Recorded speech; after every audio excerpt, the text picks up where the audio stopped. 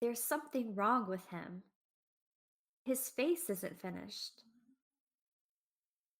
This is the No Fear podcast. We know what scares you. I'm Mel, And I'm Lisa. and this is a No Fear Cast, the podcast where we dissect horror and all the things that scare us. This is episode 8 of season 5, and we are picking up our watch through of The Haunting of Bly Manor. This episode, we are discussing Bly Manor episodes 6 and 7. So, listeners, if you have been listening to the show for the past month and a half or so, you know that or a little bit longer. Let's go back to Halloween. You know that we did a special Halloween episode where we talked about the first episode of Bly Manor because not this past summer, but the summer before, we did a Summer of Shirley watch through of The Haunting of Hill House, and so we wanted to give Bly Manor our attention, and we enjoyed it so much that I think that was when Matt and I finished it, and we decided that we wanted to continue talking about Bly Manor. So we are up to episodes 6 and 7. We took a break in our last main episode and talked about Gremlins because we wanted to spread some holiday cheer for Christmas. But now I believe this episode is coming out on January 5th in the new year. We are recording right before the end of December. So um, we're picking up 2021 by finishing up our series on Bly Manor. So we'll be talking about episodes 6 and 7 this time. And I believe we're going to be doing an episode for episode 8 and a separate episode for episode 9 because there's just so many things that happen in each of those. Um, and I know that we're going to be discussing. We'll probably talk a little bit about the James stories that the titles of these episodes come from, and we already started talking before we hit record about stuff in these episodes. So I think what I want to do though is to continue our pattern that we've had with asking you, Lisa, what your impressions were of either just the Jolly Corner or both episodes, because this is your first time watching the episodes. It is. I must say, I am very impressed with myself that I have had the restraint not to binge this show because I'm loving it. But after and we talked about this when we watched episode 5 in particular, where we get Hannah Gross's story and we kind of learn the truth about her and what has happened. I like watching this so slowly because every time something is revealed, I go back and watch previous episodes to kind of see how that was laid out. And I know I did that with episode 5. And that was kind of fun because I was like, oh, this is a lot of fun. Seeing how the things were kind of foreshadowed or hinted at and things that I thought were odd, and then seeing them play out, that's been a lot of fun. But I have been impressed that I have not binged it because that is very much unlike me. I'm the type of person usually that if I see a show that I like, I'm like, just one more episode until it's like 3 days later, and I haven't done anything except for watch the TV show. Um, but we're going to talk about episode 6 first. Let's talk about the Jolly Corner. I was excited to get to this one because this was one of the James short stories that I actually knew prior to going into it. I didn't have to go and like look it up and see it. And I knew that this was a story that dealt with doppelgangers. So I was really excited. Um, we open with Lord Henry Wingrave at work. He has been largely absent uh, from this series. He's just kind of been, I mean, and that makes sense because in the source material, the governess is just left on her own with the kids on the estate. And so it makes sense. But my first thought is he's a really grumpy man. Like I know that's been his thing since the beginning. But I don't know. I just as this opened, I was like, man, he's so grumpy. Like he doesn't care about anything that's happening at Bly, and he just wants to work and sit in his office in the dark and drink. And then I realized that he was haunted too. And I was like, oh, this is really interesting because this is the first time we're seeing other than Danny's ghost, that she brought with her to Bly. This is the first time we're seeing like kind of a ghostly figure that's not at Bly. So I was immediately intrigued. And then I was like, oh, he's talking to it like he sees it. And then immediately the kind of camera pans around and you see that there's two of him and he sees his doppelganger. And Mel, let me just say first impressions. I love the way they set this up because I mean he was playing such a grumpy man, and then the only thing his doppelganger does is just sit there and smile. And the actor, Henry Thomas, can smile in the creepiest of ways. It is pretty terrifying. Yeah, it's some hard smiling. It is hard smiling. That is a good way of describing it. I was um, I was like, um, that was just what I wrote down. I was like, oh, this is the doppelganger, really excited, and then I just wrote, I don't like him smiling. Like, full stop. He needs no, I don't like it. So I will say good for good for the actor there because I thought it was really unsettling and just not even just knowing that there was a doppelganger of yourself, but just that smile. And the way he looks. Anyway, we get a little bit of background on Flora. We learned that Flora was actually born at Bly Manor, not in a hospital, which I thought was pretty interesting. But we also get to see Lord Wingrave with his brother and his sister-in-law. So we get to see the children's parents a little bit more in this episode. So that was kind of nice. Um, and in between this, because Bly Manor, one of the things that this show, and we can talk about it, Mel. One of the things that it does really well is the way it plays with time, because it's a story, like a narrative structure thing where you're just in and out of the past to kind of fill in background that you need. And this is one of those episodes I think that it just kind of gives you the past, like, hey, let me reveal things about the story you don't know, in particular about Flora. Um, but then there's also characters who are losing time and who are in and out of memory. And memory in this really in this show and even in last season's The Haunting of Hill House is so interesting the way the characters interact with it. So, like, I definitely want to talk about that a little bit because I mean, we just came off of Miss Gross's episode and she's in and out of time, but then we learn that she's a ghost. So that kind of makes sense because she hasn't fully accepted what has happened to her. And so she's becoming untethered from the moment. And she's also trying to rewrite things, as we saw in that episode rather heartbreakingly. Um, Especially the scenes with Owen, because they mean so much to her and she wishes she had made different choices so that she wouldn't have ended up the way she ended up.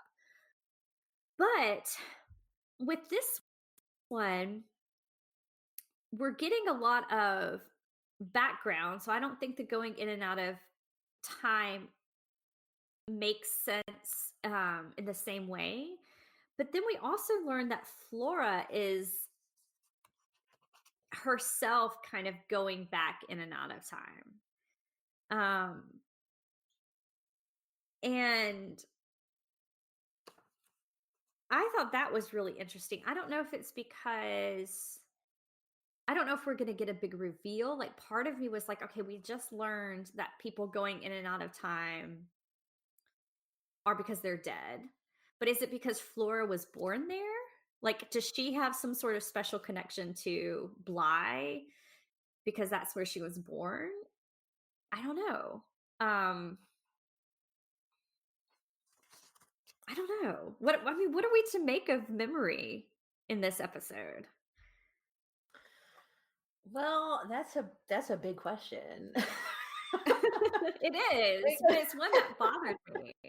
Because I feel like if you're looking at it as this is it's a story that's titled The Jolly Corner, which I have to admit too, when I saw the list of the episode titles, that's one of the ones that popped out to me, because of the fact that it's a famous Henry James story, with a character with a doppelganger, as you mentioned. So I just kind of assumed that that was what was going to happen.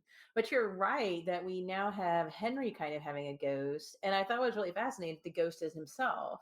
And I guess you can interpret it as his brother kind of almost calls it down on him because he says, you have a demon that's with you all the time, and now he's the only one you're with, or something like that. But I think I mean, I feel like it's more brought out by his grief and guilt than anything else, because we get the distinct impression that every time the doppelganger shows up, which is practically every night, Henry has to go through all the decisions he made and all the painful points of, um, his relationship with his brother and his brother's wife, because we find out that he was having an affair with his brother's wife. We find out that Henry was actually Flora's father. Um, and he's tormented by this because he has positive memories of Bly and all that, of course, but then of course he has the negative memories of the fact that Dominic and um Charlotte were gone at the end when they had their terrible accident, because they were trying to fix their marriage. And so when he finds out that they're dead, he obviously, I mean, I don't, he obviously is torn up because Charlotte is dead, but then he also has immense guilt with his brother because he collects all the letters that are still coming for his brother and doesn't send death notices because he just doesn't want to face it. And so you have this doppelganger of him, like all his, I guess, evil thoughts or evilness or something, that's just like laughing at him and tormenting him and making him go through it, making him receive the call about their deaths over and over and over again, and making him remember when Charlotte left, and making him remember the moment when he realized, which I felt like he knew Flora was his child from the beginning, but then this time watching it, it seemed like he found out toward the end when Dominic did. Um, because I mean, he gave her the dollhouse and everything. Which is, then we find out how she got that. But yeah, I thought, on the one hand, it was really interesting to me because you see this positive history with the house, but then again, it turns into grief and mourning because of what happens. And then something I didn't catch the first time that I caught this time is the doppelganger says something about, it's part of the reason you avoid talking to them because you don't, something about he hasn't ever told them how the parents died and why there weren't Yes, bodies. So it made me wonder if there was some sort of weird, like, I don't know, like suicide murder thing or something. I wrote Um, that down. yeah, and I hadn't noticed that the first time, and I was like, oh, because that's another reason why he would be shocked and horrified and feel guilty. Um, the Flora thing, I have theories about it, but I don't know. I mean, I, it became clear to me upon a second viewing, so I don't know if I should get into it now or not. But I don't No, think you no, need to you watch the other two because they explain. I think. Well, no, they explain it in episode 7, or yeah, in episode 7. Um, she's being tucked away. Jessel's Oh, yeah, taking. yeah, yeah. Yeah, Jessel's taking her Sure. body. So yeah, so it's not. It's Flora's memories, but she's not controlling what she sees like Henry does. So Yeah, Jessel's practicing taking over Flora's body. Um, but you're right. I mean, it is the same theme of memories because Flora realizes that it's not that she's out of time and place, and is more witnessing things and participating. yeah, I think the only reason it really stood out with Flora, and maybe I wondered, like, if she did have a special connection to Bly, um, and if that was affecting, like, her memory and things, like, even though Jessel is the one who's, like, touching her and tucking her away, which, again, and we'll talk about this when we talk about episode 7, but they keep using that term, "tucking away," and I was just like, "That is so unsettling." Every time they say it, I'm like, "No." I don't want it to be tucked away. Um, it just sounds terrifying. Um, but it was interesting because we've seen her brother be taken over by Peter Quint several times, but I guess we're not seeing him go in and out of memory. I mean, I guess we're to assume that that's what's happening to him too, because, and I don't want to jump too far, but in episode 7, he does talk about, like, you promise we'll be with mom and dad. You promise we'll be tucked away somewhere good, like, but it's just, it's strange that we're getting that part of Flora's memory that we never got with Miles. Like, usually when Miles, we see it from the outside when Peter's taken him over, right? Mhm. We see Miles being creepy because he's talking like a full-grown man and not a child anymore, or he's doing things that are out of character for him. And so that, but we don't see, like, in his head what's happening when he's being tucked away. Like, we're only getting that through Flora's view, um, which I thought was really, I don't know, at least that struck me as interesting. And the fact that she knew what was happening too. Um, Yeah, that moment when you can tell that when she missed dinner and you can tell that Peter is in Miles and is saying that she's weird or whatever, is like making fun of her, and she gets so mad. Like nobody understands, but she knows exactly what's happening to them. And it's such, I don't know, it just makes me so mad because it's such a violation of the children too, um, what they're doing. oh, absolutely.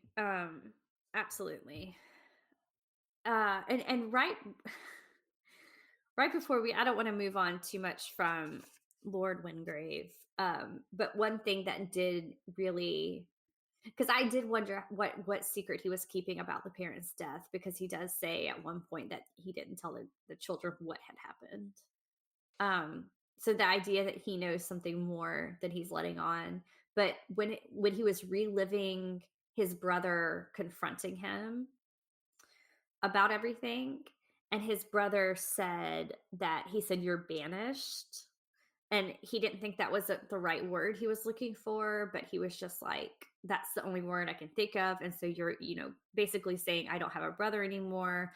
And he says, "And you're banished from Bly." And that really struck me too, because I was like, and I mean, it makes sense. He's been throwing himself into work, and he hasn't wanted to go back to Bly to, like, because he would have to confront his guilt to do that. But I mean, he's confronting his guilt every night anyway. Um, but just the power, I thought, of that speech, and how he really hasn't, like, he has taken his brother's words of banishment absolutely to their full meaning, because he hasn't wanted to have anything to do with them. Even though he obviously wants to. Like, when I found out that he was the one calling that whole time in the hopes that he would just hear Flora's voice answer the phone, really bothered me. Like, that really, really got me, because I was like, "Oh my gosh." Um, here he is. He knows she's his child. He obviously loves her. He obviously loved her mother. He's grieving, but he can't go back, not just because of guilt, but I think because when his brother said, you're banished," and he even said at one point, he said, "You're banished from your niece." And that sentence bothered me too, because I was like, like, it's not you're banished from Flora or you're banished from your daughter, but, saying like, "No, she's your niece and you're banished from her." Yeah, that was a tough Yeah. scene. He definitely, yeah, you're right. He definitely takes it to heart. Like he's like, well, if, and I think that also plays with his guilt too, because if he goes back, he's got to look at the place where he was with Charlotte, and he's got to look at Flora, and so he's definitely taken that advice to heart to a certain extent. But it's just one more way he's kind of um, fueled by that guilt. I just got to throw this in really quickly. One of the things I thought was really interesting is that we find out that Henry has actually interacted with the house's ghosts, whether he realized it or not, because there's that neat little scene where Flora has discovered Charlotte and Henry together, and friend is telling them that there was this boy in her room who is the faceless boy who moves stuff around, moves everything around the dollhouse, tracking everybody. Um, and Henry tells her that he had a friend when he was growing up at Bly who was a soldier, and he gave him a story. And there's this one, I can't remember if it was when I think it's when the policeman comes. There's a shot of Danny standing at the door, and if you look behind her in the back between the two staircases, there's a soldier standing there. Yeah, Um, yeah, yeah. and I wondered if he knew of the goat, because it gets more interesting once we get to the end, but no spoilers. I'm wondering Yes, please don't. if he knew about the ghost in some way, or if he just thought this is my imaginary friend and just kind of like, just, as you, when you get to older, you're like, oh well, but it definitely gives a whole new dimension to him, because he was basically getting on my nerves like the uncle does in The Turn of the Screw. Yeah. And I felt like the people at the house, like, why? I expected him to be that way because of the horrible uncle in the novella. But the Jolly Corner complicates his character so much and gives him so much sympathy. There's a childlikeness to him. When he's talking to Flora, he's so tender with her, and he talks to her, he takes her seriously and doesn't mock her. And there's a possibility he even knows something about Bly. And I thought that changed my perspective of him in a really substantial way the first time I watched this. Yeah, I agree. Um, yeah, I didn't know. I took note of the fact that he said he had seen a soldier when he was a child and that he had given him a story. And of course I remember thinking, "Oh, I don't think these ghosts need stories. I don't think that's their problem." um but I did like the, Flora with the faceless boy. And she does seem to be able to see more than I feel like maybe the average person could. Um, I mean, I don't know. I'm still very intrigued by the fact that now we have like the lady in the lake, we have the lady in the attic, and then we have the little boy, and they're all kind of wearing similar era clothes, and they're all faceless. And the idea, I think, was that, and because this is what in episode 7, like, Peter Quint is railing on about, is that, like, if you stay in Bly too long as a ghost, like, that's what happens to you. I guess you forget who you are, you forget your name. Um, but I'm really intrigued about how those fit together, because I feel like there's gonna be more than just they were just ghosts who forgot who they were, who became, like, so untethered from time. Um And the lady in the lake is obviously vengeful. As we learn. She's not happy, so but then there I can't even talk about her, she scared me. The one up in the attic who just, No, when the Flora scene shushes her, when, just lies yeah, down. yeah. And when Peter Um, Quint's like catching her around the attic, I felt sorry for her. yeah, I don't know. Anyway, I'm sure we'll get more of her, but and then, so okay, we got this was mainly, I feel like, Lord Wingrave's episode, because we learn about his affair with Charlotte. We learn about his falling out with his brother Dominic, that he blames himself for their death, that he's Flora's father, um, that he's dealing with his own demons. And I think you're right. I think his doppelganger is of his own making. Like, I feel like Danny, even though hers was like a function of guilt too, there was more of that when we talked about that it was like a possession almost. Like the ghost didn't want to let go of her. And here I feel like it's kind of the opposite way around. Like he does not want to get rid of his ghost or his doppelganger because he feels like he deserves it. Like he feels like he deserves to carry that guilt around for what he did. Which is interesting. But I feel like we need to talk a little bit about Danny and the gardener, because we kind of get their love story developing, and we get a little bit, well, I mean, I don't know, I kind of was frustrated by this, but Jamie just told us the story of her family. Like, we don't get a flashback or anything like we got with the other characters, or we don't get like a full episode. We just get her in the dark woods telling the story of her childhood, and why she doesn't think people are worth it, and that's why she likes plants. And this was when she had taken Danny out to see the moonflower that was only gonna bloom like once at night, and then it was gonna die. um which I guess was supposed to be like a very romantic thing. um I don't know. I didn't I do not I will tell listeners I have a black thumb. Like, anything I try to grow, I kill. Um, it's almost comical because you could get me something that is even, like, supposed to be indestructible, and I will have it dead within days. I don't know what I do. Um, Sound like so me. yeah, so I don't know much about flowers, but I was like, when she was talking about this, I was like, "Is a moonflower a real thing?" So I wanted to look it up, and this is what this show does to me. Like, it makes me look up all these crazy things. I don't know if you did this, Mel, but apparently moonflowers are, like, extremely toxic and poisonous. Oh, wow.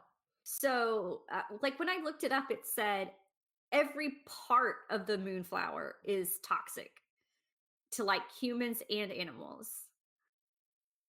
Huh. And they're apparently hallucinogenic.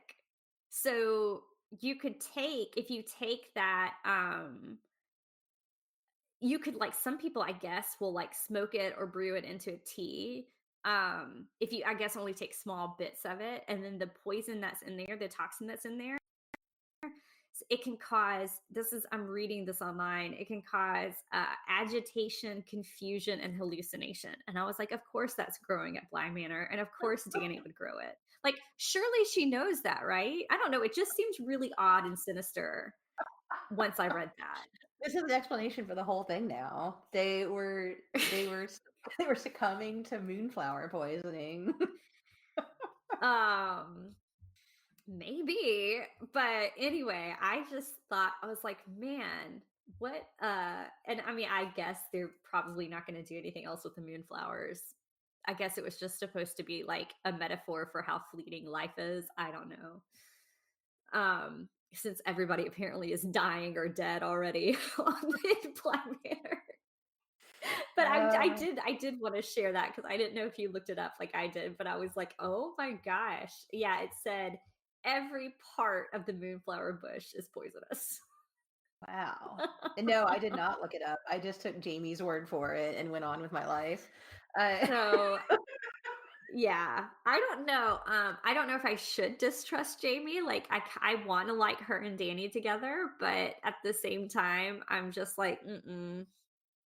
Like, saying people aren't worth it while you're standing in front of a super toxic plant. I like Jamie, and I if I that do. scene for me because of the way that she tells. I do agree with you. It's too bad we couldn't get more of like a flashback on her. She is one of the few characters now I think about who doesn't get that. Well, Yeah, Owen doesn't really either, but because we get more of Owen as Hannah's imagination than we do Owen. yeah, Um, but yeah, I oh man, Danny's facial expressions while Jamie's telling her this, and the fact that you know Jamie's character at this point and that this is not something that she does. right. Like some people think. I do think that the toxicity of the moonflower is really interesting though, because it's not only immortal, but it's also kind of dangerous too, which is really Yeah. interesting if you think about Bly as a place. Yeah, it Uh, is. yeah, it definitely. Yeah. Yeah, I mean, I do like Jamie. I like the character. I think my only beef with her is that, and it's not with her, it's with the story. Like, I wish we could have gotten an episode that kind of delved more into her background, um, rather than her just kind of spilling to Danny about her past. And I mean, I appreciate that because it was such a big deal earlier when Danny finally told her what had happened. So I get that there letting their guard down around each other in a way that they don't with anybody else, and so I do appreciate that, but I think just from a viewer standpoint, I would have liked a full episode on her. But that might actually transition us into episode 7, which is the Two Faces part 2. Um, and this again, I knew because I knew from the Two Faces part 1 that that was Peter Quint's episode. So I was like, ah, I guess we get Peter Quint again. I really, I really despise him. And this episode does not do much to like deter me from despising him. Um, he's just I hated him in the book, in the novella, I guess. He's just so evil the way he's described, and he's so predatory, and he's the exact same way in this version of it. He's evil and predatory. And even when they try to give us moments of like, where he's kind to Jessel, or, like, we get his background with his mom and his dad.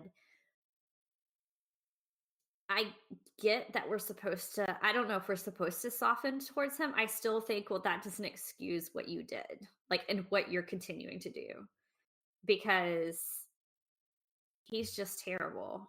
Yeah, okay. Yeah, this was one of my I'm sorry to cut you off there, but this is one of my problems with Bly Manor. I love this show, but I'm also like, I want. So in the novella, Peter Quint gets a lot more development than Jessel, even though they're just ghosts and we're just getting stories from other people. Miss Jessel just kind of like got sick and had to go away, and then she died, which is kind of code for she became pregnant and had to go away, and then she died. We don't really get a huge amount of information about her except they just keep telling the government she was like you. In the show, I'm sure there were creative choices that were made, things happened.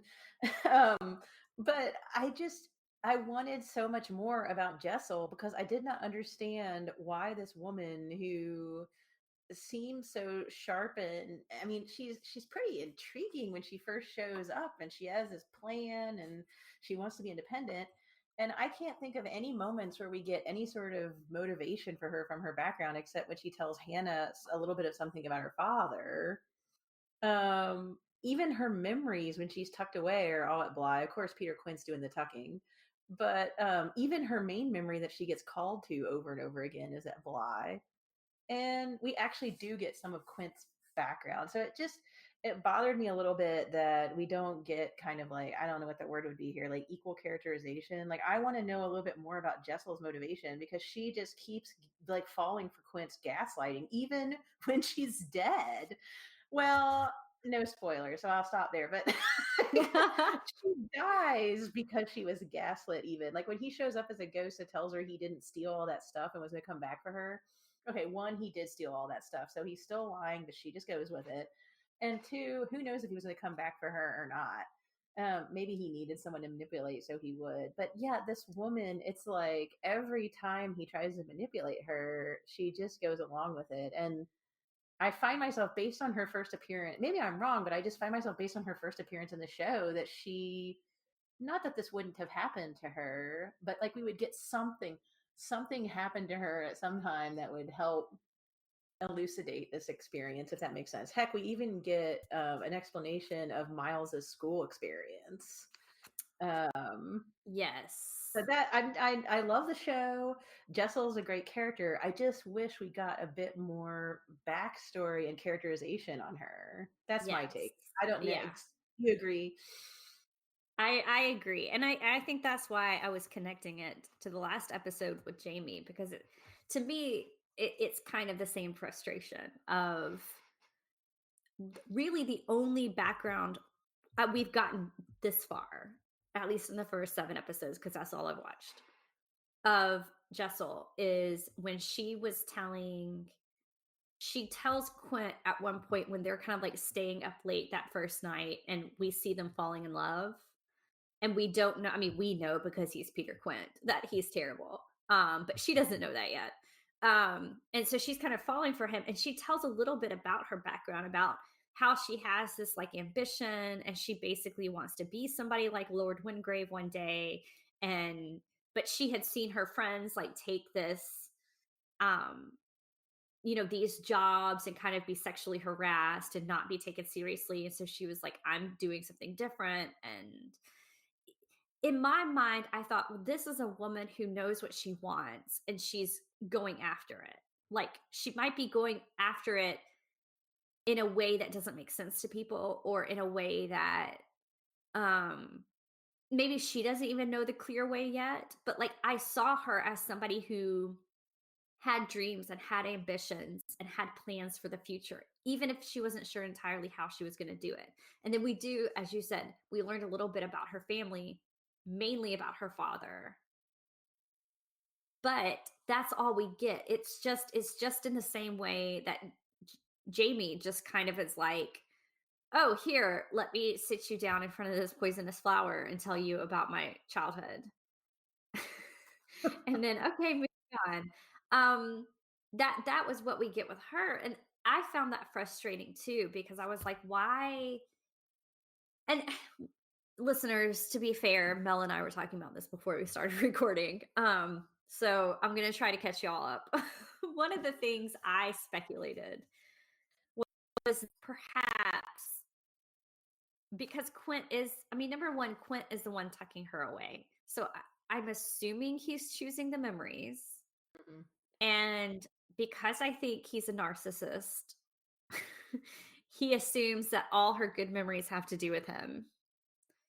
Because he even says that at one point when he keeps going back to that memory with his mother, where he says, "Everybody else gets good memories but me." And I was just like, "You are a piece of work."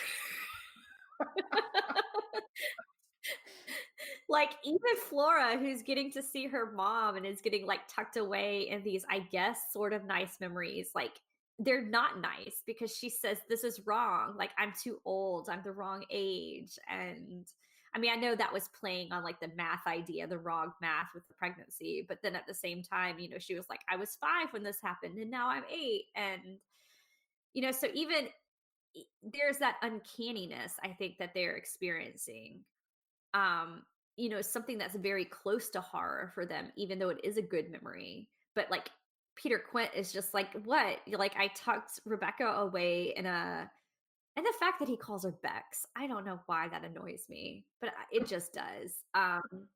Everything about him just annoys me. But he's like, I have her tucked away in bed with me, like, what else could she want? It just, No, he made that me makes so a lot of angry. sense. Yeah, that makes a lot of sense because he is a narcissist, and that's the manipulation part. Yeah, that's true. And that And I when he tricks her into letting him take her body to kill her and she realizes it, and he puts her in the part when he had the Polaroid camera and they did the old-timey selfie. It is so painful to watch that because she Yes. is realizing that he murdered her, though I guess she's probably like, he made it. I don't know how she justifies it in her mind.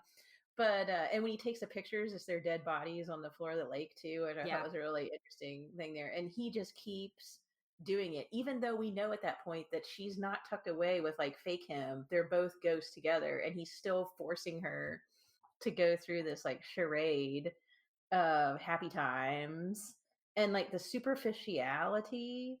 And yeah, you're right, the uncanny horror of it. He's just a terrible, terrible person, and when she gave him control of her body, I was like, oh, and then the fact that he forced her to experience her own death too, to see Okay. how painful it was. Yeah. Yeah, Uh, let's talk about this, because this is what incensed me about this episode, because I was just like, they're ch- we're getting a little bit about Quint's background, and we learn that he had a manipulative parents. I mean, his mother was manipulating him the whole time. She didn't protect him from an abusive father. Um, and so he was having to deal with, he's had to deal with a lot in his life, right? And I get that. But then at the same time, I'm like, we're also watching the way not just that he killed Rebecca, but that the way he killed her is what terrified me because he tricks her into thinking because all she wants, and I felt so bad. She was just like, we can live together. Like, we'll get away from Bly. I'll continue living. You just follow me, and people can just think I'm the crazy person, like talking to myself. And I thought, oh, that's so sweet. Like, not sweet, but she's she's trying, like in her head, she's like, I found somebody I love, I want to make it work. Of course, this is also after we've already seen when they were both alive, abusive behavior from him towards her. And I think that's part of why we don't see a lot of her memories away from Bly, because I think that's part of the pattern of a victim in an abusive relationship is that they lose connection to who they were before, and they lose connection to like their life before the relationship, and friends and family and any sort of past. And so I do think it fits that narrative that he's picking the memories for her, but also he's become her whole world. Like, that's part of that abusive relationship that they're in. And so even after he dies, she thinks, okay, this is like, we can still make this work, where she's still willing to let him be her whole life, even though he's dead. And so he says, I've come up with a way to do this, right? I'm going to take over your body and we're going to be together for real. And she agrees to it because apparently you can possess somebody, but then you can also like allow them in. And I guess it's different and easier and better. I don't know. I was a little fuzzy on that. But you have to like invite them in, I guess, for it to really take hold well. And so there's that creepy line that is repeated again with like Flora and Miles later. It's you, it's me, it's us.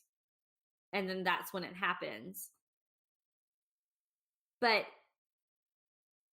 and I mean, I knew as soon as he took over her body, because I mean, we knew she was dead. And we were like, okay, we knew how she died. And so it wasn't hard to put two and two together and be like, okay, he's going to walk out, you know, into the lake with her and make her commit suicide. But when she was under the water and he did not keep her tucked away, and she tries to fight but can't, that is when I lost it because I thought, oh, I can't even express right now how angry I am at Clint right now. Um, like, okay, my question is, did he let her experience it because he thought she needed to experience it? Did he do it because he was cruel? I thought he left her there because he saw his body and he couldn't confront his own dead body.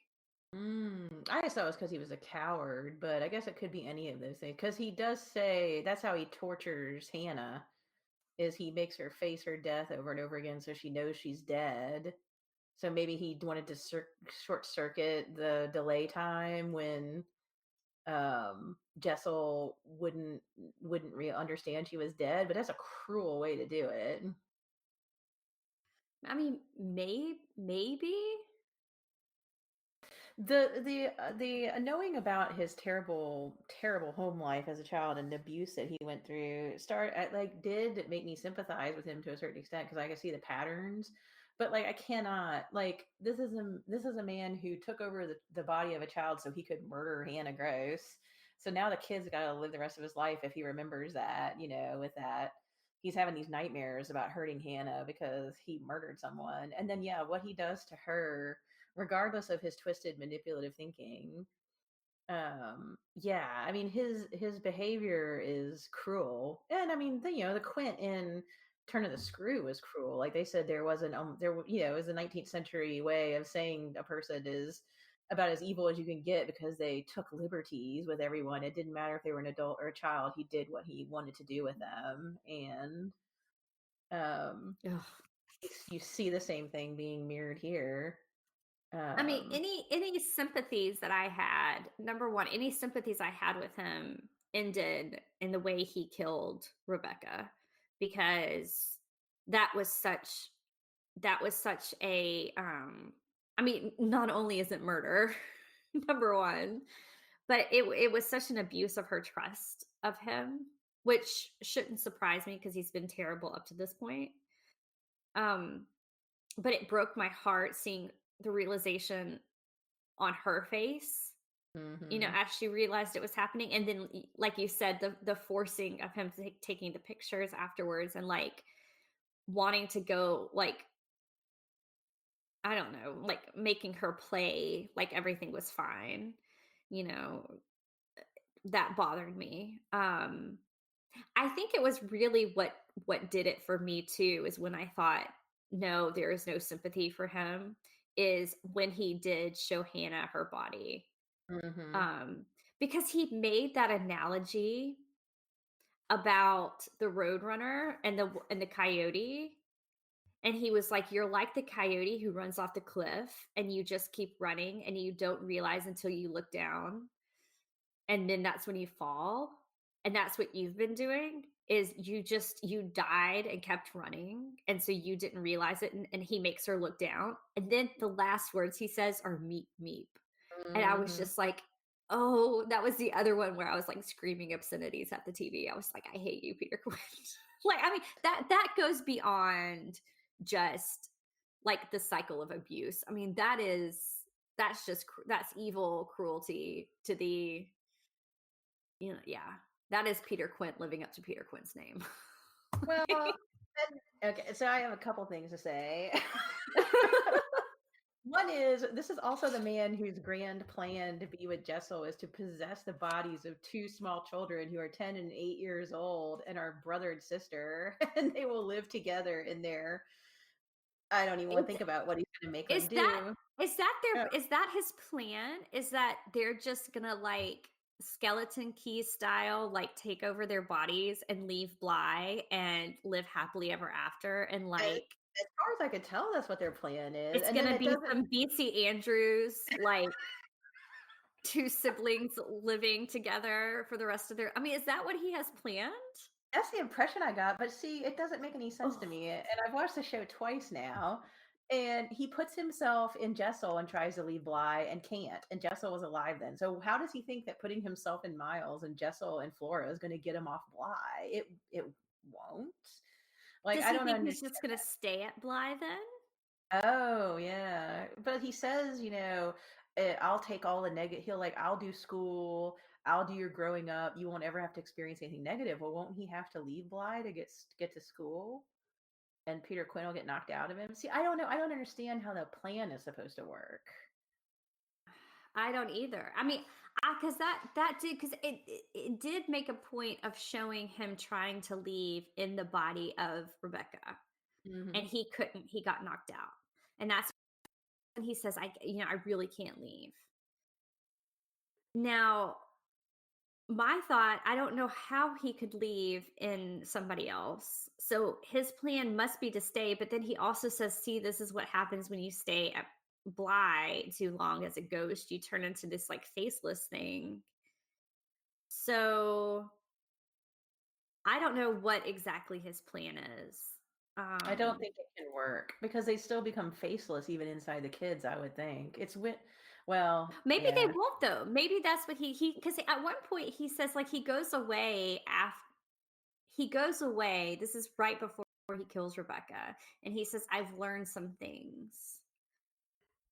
And I'm wondering if maybe that is what will prevent them from becoming faceless, is if they continuously possess somebody, but then Mhm. they can't continually possess somebody unless that person consents to it, which is why they had to do the whole like, Mm. otherwise he could just like possess like, Rebecca could possess Flora, but only for a bit because she could push her out eventually. Right, they're like Like she could wake vampires. up eventually.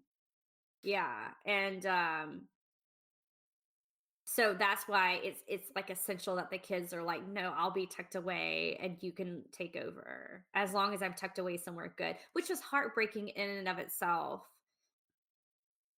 Because that was what bothered me. One of the first things in this episode is like Miles just kept saying, "This feels wrong," Mhm. and Quint telling him that like sometimes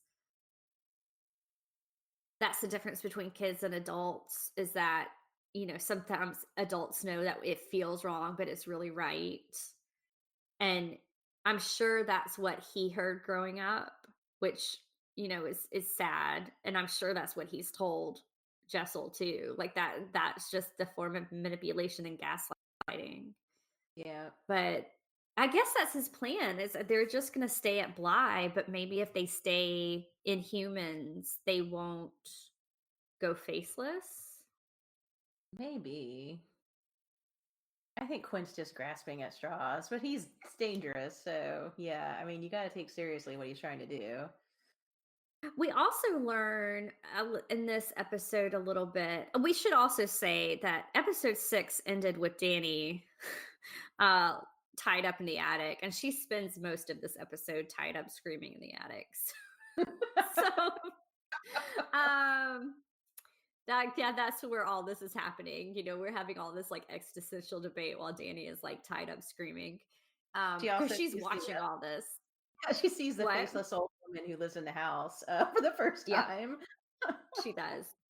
Well, she sees Jessel for the first time. Mhm.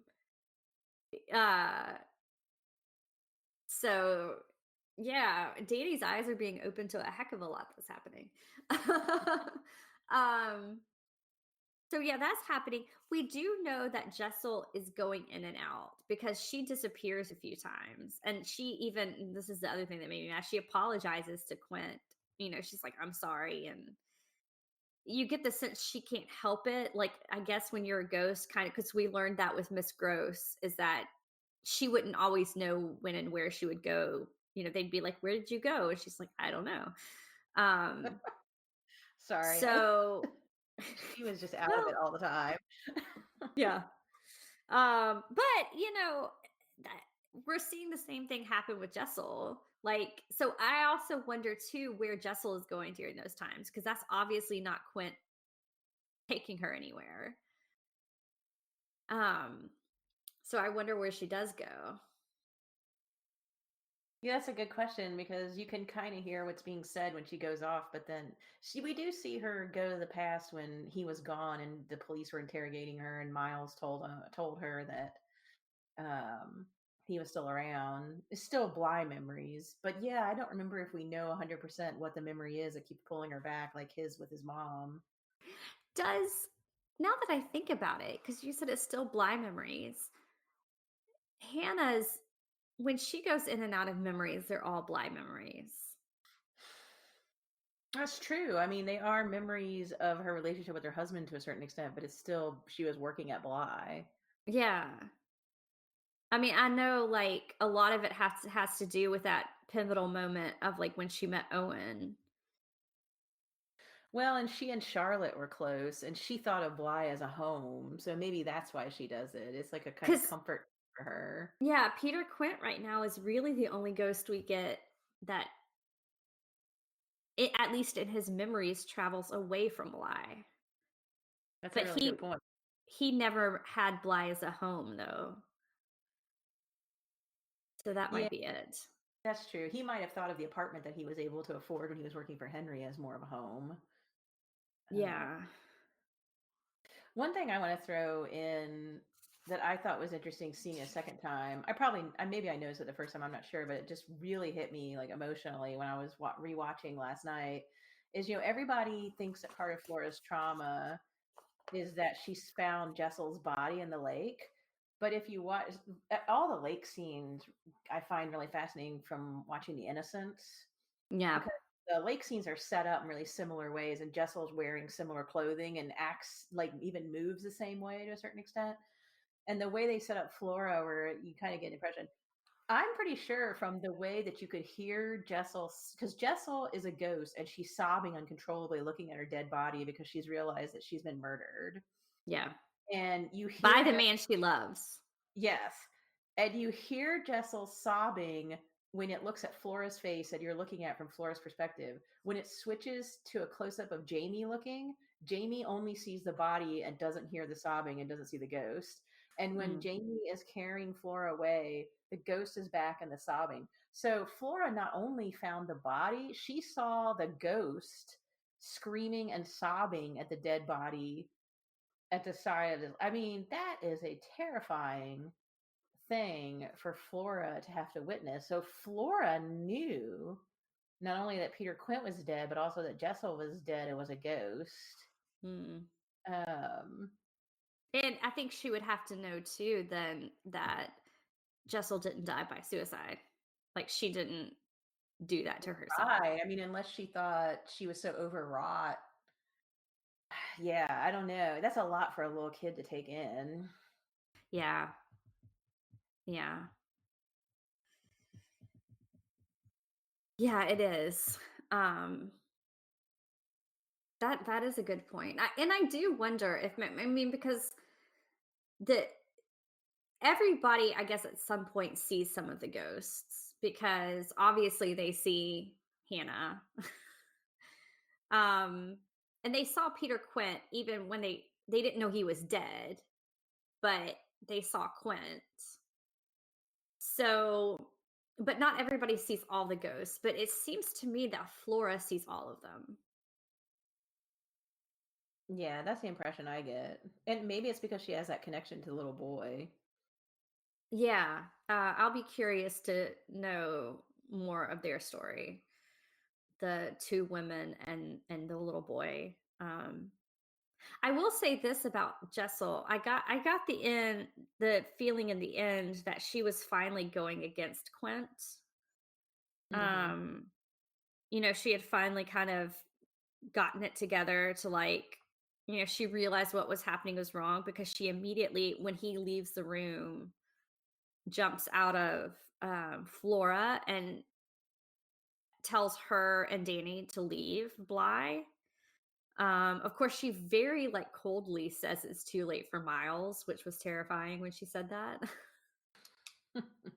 And of course, Flora is screaming like she does not want to leave her brother there.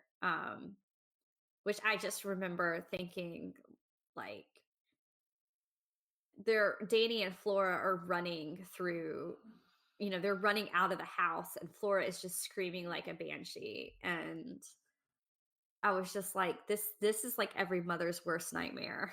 Like, please be quiet. Yeah, just because you could just see the panic of Danny, wanting to be like, I have to keep this kid quiet, and she's not understanding.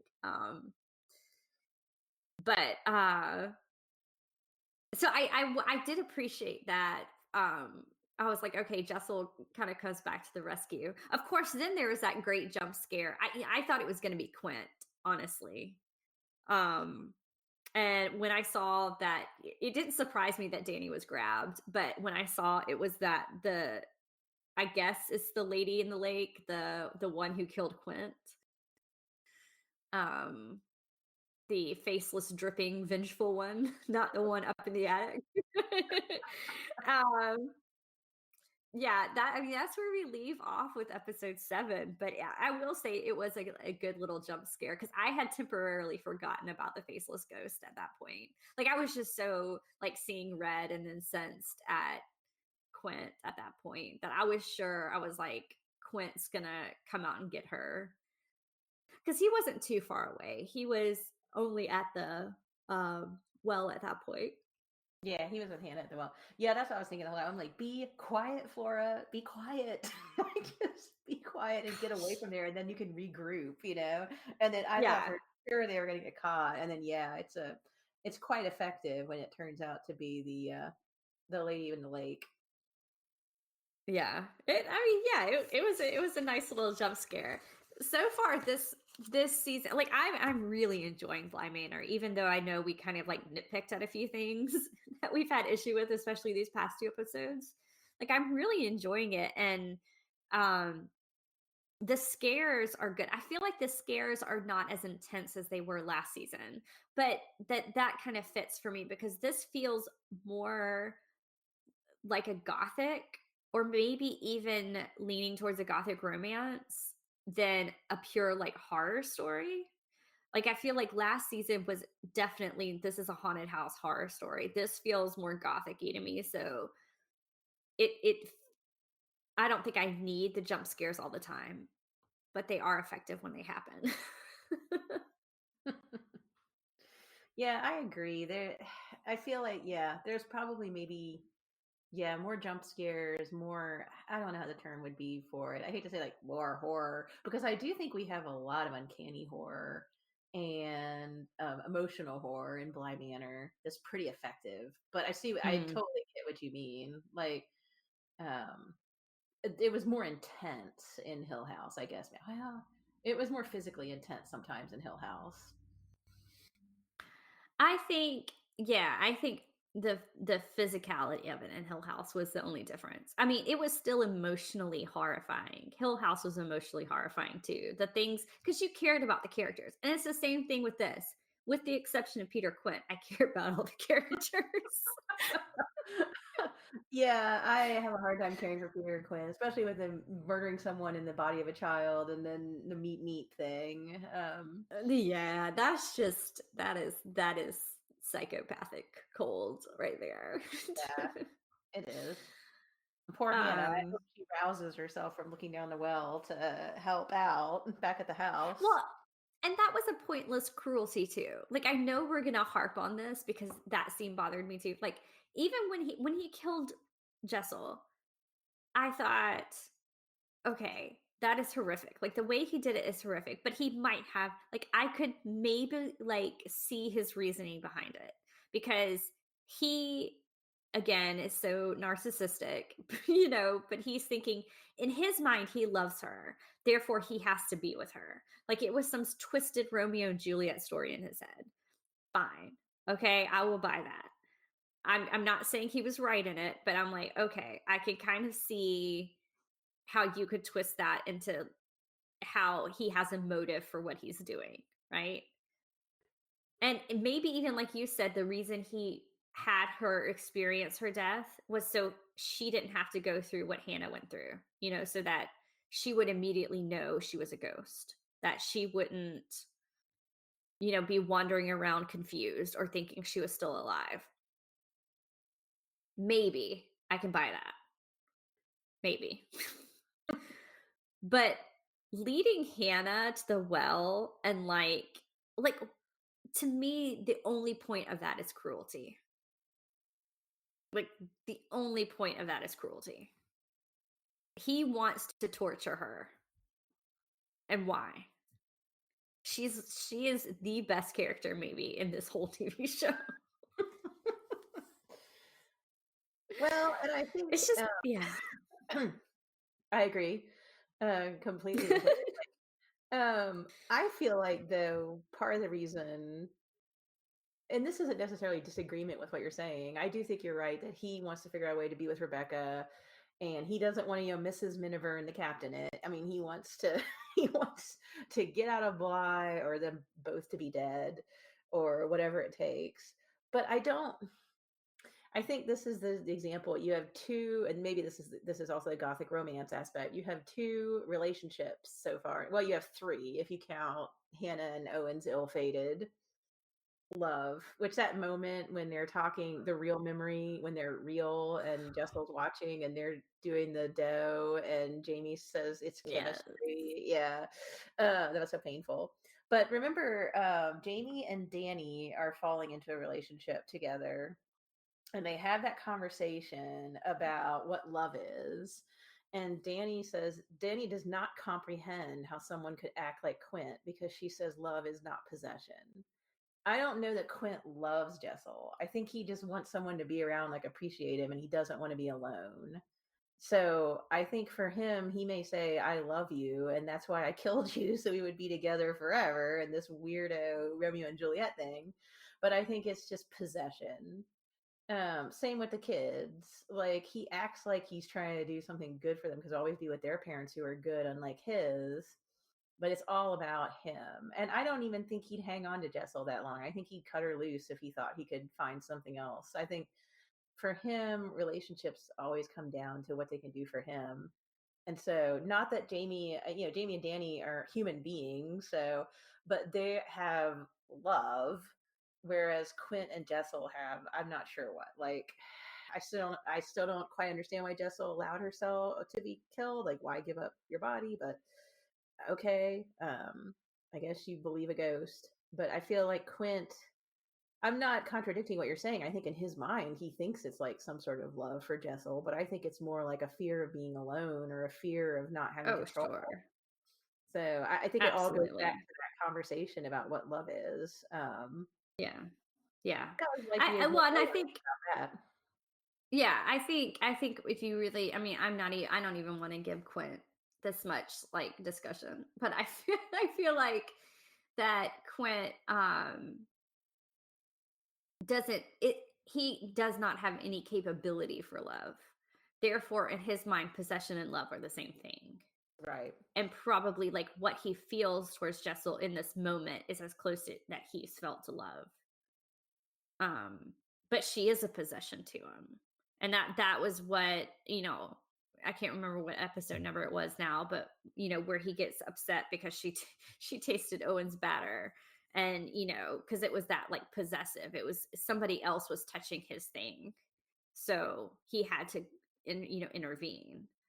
Um and yeah, I think in his minds, he's equated the 2. But I don't think he has the capacity to truly love anybody other than himself. And you're right, and that's why I said he's a narcissist because I mean that's all he can see. Is he can only see people for what they can do for him. Whether it's the children or whether it's um his boss or whether it's Jessel, like that's all he can see. Um, I would love to know, like you, more of why Jessel, like who she was before all this, and this just goes back to what we were talking about at the beginning of how we wish she had gotten a little bit more characterization because I'd love to know if there was a reason why she fell so quickly for somebody like him. Because even the cop, when they were having that discussion, kind of points out, like, really, your boyfriend says pack a bag and you don't question it? Like you don't think that's weird? um, so yeah, if it's like kind of like, oh, your boyfriend just suddenly came into money and says pack a bag, we're leaving.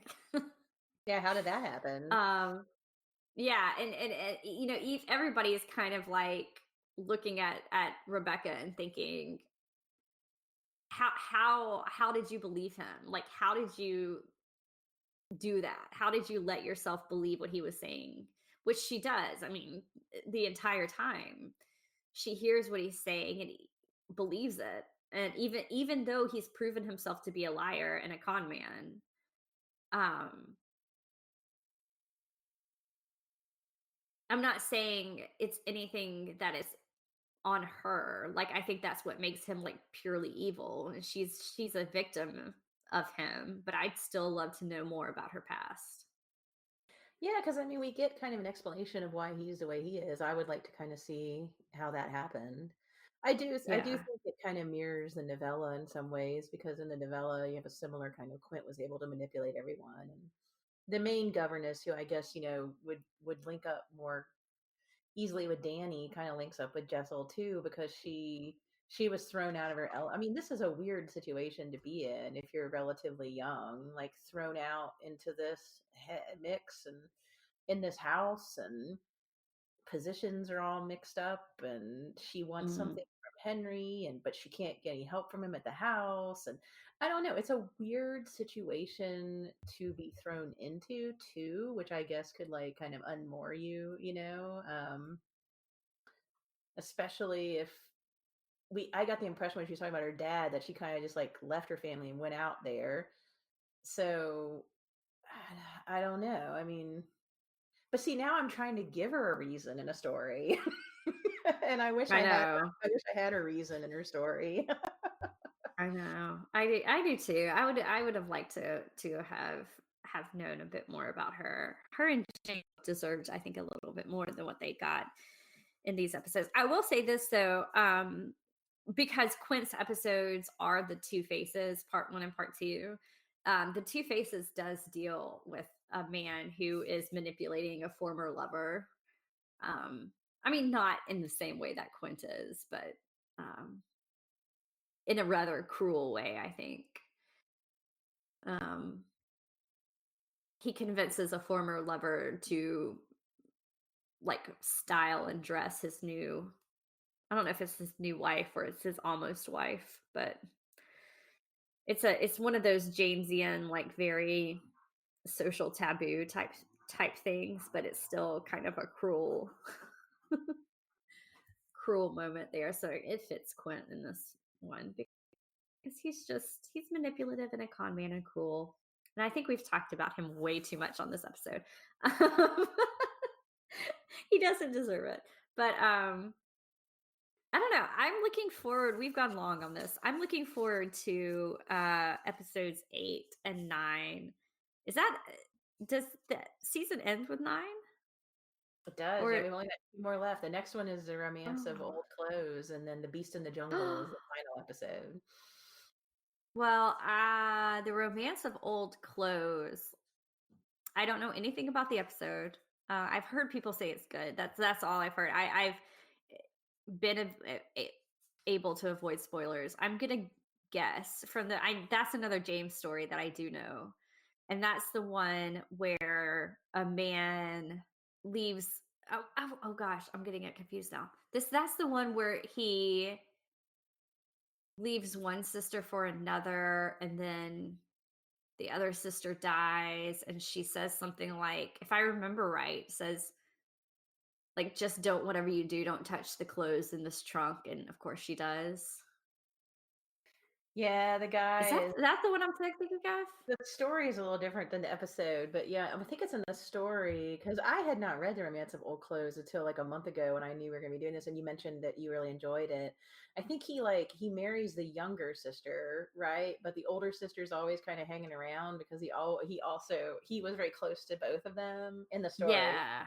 And then the Yeah. one he marries gets sick and dies, and he And then immediately he kind of marries picks the up the other girl that one. married her. That's right. And yeah, But she then said he she wanted her says, daughter to get the clothes, not his new wife, because she thought it would be her sister. Um, right. and then the sister But goes then, to get the clothes. Yeah, yeah. Yeah. and That's something right. bad That's right. happens to her. Even the James story. Yeah. Even in the James story, it is one of the creepier James stories. So yeah, it's kind of the idea of like a I mean, even in that case, it's not a jilted liver, but it kind of is because it's like it fits. I can see how it's going to fit well with Bly Manor because if I'm going to guess, he's probably going to play up the idea of like a jilted love, um, probably the vengeful. Maybe that's why the Lady of the Lake is vengeful. Maybe she was one of the jilted ones. But I also love the idea. I'm fascinated because this goes back to Danny and her fiance who died. The idea that the dead can still have possession over their loved ones. And I mean, that fits too with Quint and Rebecca too. It's this idea of, because it's been a running theme, right? Of you know, you're mine, nobody else can have you. So anyway, I'm really curious to see what happens in the next episode, and I'm sure we'll have a lot to talk about. But like I said, we've gone really long, so I'm just gonna use this as a jumping out point for the episode. I hope y'all are enjoying these. I'm really enjoying watching through. I'm really excited about finishing because I want to know what happens. But if you've enjoyed watching Bly Manor, let us know that. We'd love to hear from you. We're at No Fear Cast on Twitter and Instagram. We have a Facebook page. If you'd like to contact us by email, you can do that at nofearcast@gmail.com. If you love what we're doing, consider supporting us on Patreon. We have exclusive content for our patrons. They get episodes in the weeks that we're off for our main ones so they get extra content. Or, of course, if you can't, and we completely understand because money is tight for all of us, maybe consider rating and reviewing us on whatever podcast app you listen to. It's entirely free, but it does help other listeners find us. And so we would really appreciate that kind of support if you can do it. Thanks for listening. And as always, we'll be back in 2 weeks with a brand new episode.